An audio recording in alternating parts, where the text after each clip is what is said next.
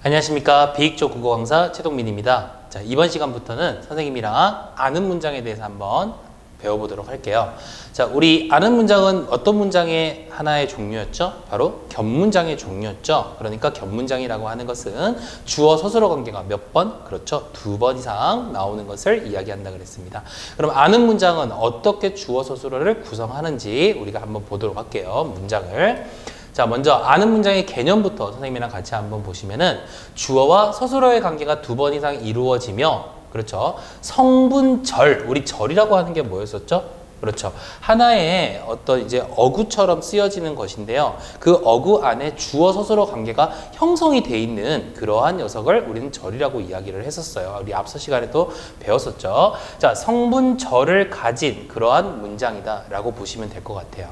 자, 여러분들 선생님이 조금 이해하기 쉽게요. 이 아는 문장을 한번 선생님이 그냥 예를 들어서 주어 서술어를 관해서 구조를 한번 써보도록 할게요. 자, 보세요. 어떻게 돼 있냐면 주어가 있겠죠? 그리고 이 안에 주어 서술어 관계가 있는 어떤 성분이 하나 있을 거예요.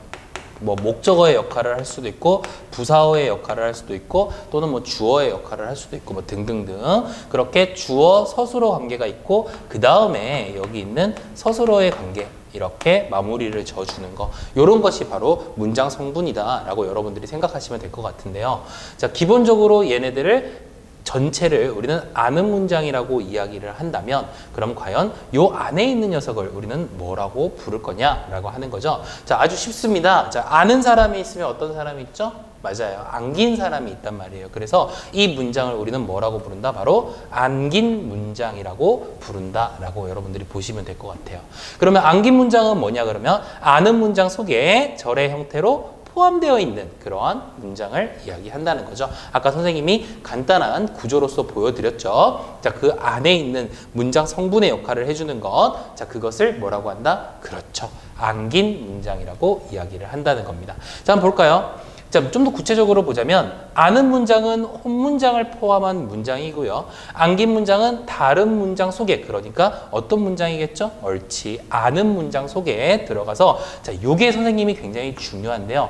하나의 성분처럼 쓰여지는 녀석을 우리는 혼문장이라고 이야기를 해요. 그래서 선생님이랑 다음 시간에 한번 배워볼 텐데, 자, 뭐를 배워볼 거냐면 이 다음 시간에는 안긴 문장이 성분의 역할을 한대잖아요. 그러면 성분은, 문장 성분은 하나만 존재하는 게 아니죠. 여러 가지가 있단 말이에요. 그래서 여러 가지 안긴 문장의 종류에 대해서 한번 배워볼 거예요. 자, 그 전에 우리가 어떤 문장들이 바로 아는 문장인지 또는 어떤 문장이 안긴 문장인지를 구분하기 위해서 선생님이랑 간단한 예를 통해서 한번 보도록 하겠습니다.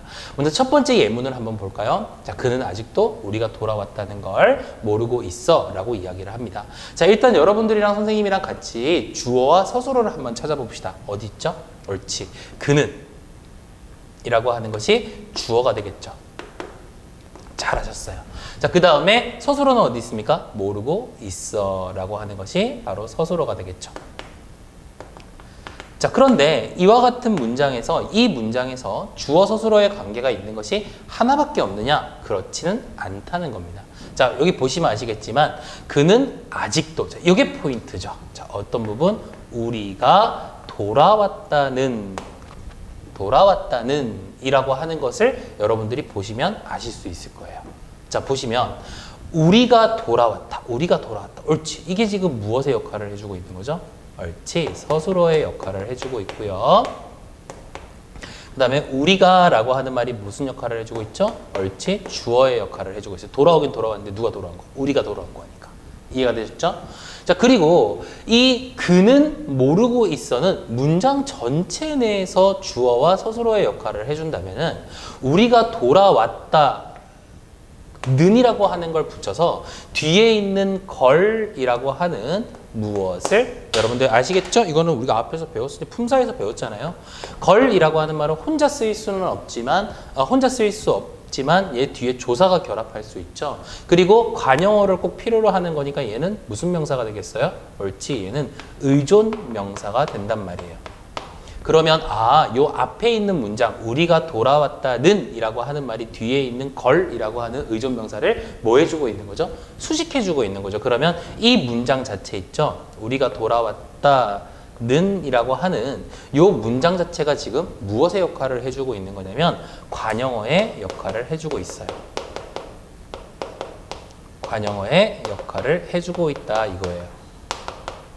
그러니까 여러분들이 기억하셔야 될 거는 뭐냐? 이게 지금 절의 형태로 돼 있으면서, 그렇죠? 하나의 문장 성분 형태가 돼 있으니까 요 녀석을 우리는 뭐라고 부른다? 우리가 돌아왔다는 거, 이걸 안긴 문장이라고 하는구나. 이렇게 여러분들이 이해하시면 될 것 같아요.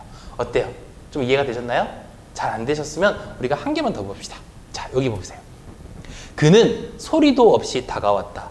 조금 앞에 거보다 조금 문장의 길이가 짧기 때문에 여러분들이 쉽게 이해하실 수 있을 것 같은데요.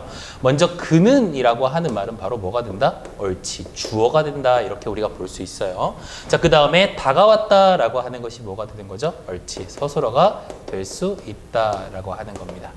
자, 그러면 이번엔 요 소리도 없이 라고 하는 말 볼게요. 물론 보조사가 붙어 있어가지고 여러분들이 헷갈릴 수도 있는데 소리가 없다. 돼야 안 돼요? 된단 말이에요. 이가는 바로 복격조사가 아닌 이상은 뭐가 된다? 주격조사가 되기 때문에 소리가 없어 라고 하는 말인데 거기에다가 이라고 하는, 우리 뒤에서 배울 겁니다. 전미사가 붙음으로써 자, 이것이 지금 무엇의 역할을 해주게 되느냐 라고 하면 자, 소리는 일단 주어가 되겠죠. 그 다음에 없어라고 하는 말은 서술어가 될 거란 말이에요. 그리고 이 녀석이 하는 역할이 뭐가 되느냐 그러면 바로 부사어의 역할을 해주게 되는 겁니다. 그렇죠? 그러면 여러분들이 이 문장을 통해서 구분하실 수 있겠죠? 자, 아는 문장은 그는 소리도 없이 다가왔다. 전체가 아는 문장이라면 자, 안긴 문장은 뭐가 되는 겁니까? 소리도 없이 라고 하는 것이 안긴 문장이 된다. 이렇게 우리가 보실 수 있으실 것 같아요. 이해되셨죠?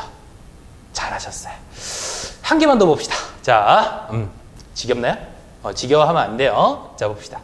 형은 그가 범인임을 알았다 라고 이야기를 하죠. 자, 보시니까 여기서 이제 형은 이라고 하는 말이 뭐가 돼요? 역시 주어가 됩니다.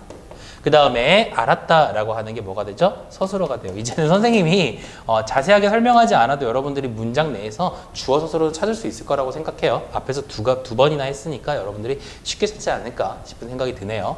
자, 그런데 여기 중간에 있는 말 잘 보세요. 그가, 주격조사네요. 자, 범인임이라고 하는 말이 뭐가 되겠어요? 요거 조금 우리가 분석해 봅시다. 어떻게 되냐면 우리 이다라고 하는 서술교조사가 있잖아요. 그쵸? 거기서 종결 어미를 뺀 범인이라고 하는 어간에다가 지금 뭐가 붙은 거냐? 미음이 붙은 형태죠. 그렇죠. 그래서 요 미음이 붙음으로써 자, 얘가 지금 어떤 역할을 해주느냐? 목적어 역할을 해주잖아요. 그렇죠. 을을이 붙어서 을을이 붙어가지고 목적어의 역할을 해주는데 얘 같은 경우에는 지금 뭘로 바뀐 거죠? 그러면 범인이다라고 하는 말이 서술교조사의 이다가 지금 명사로 바뀐 겁니다. 그래서 명사로 바뀌면서 무엇의 역할을 하게 되느냐? 바로 목적어의 역할을 하게 되는 거죠.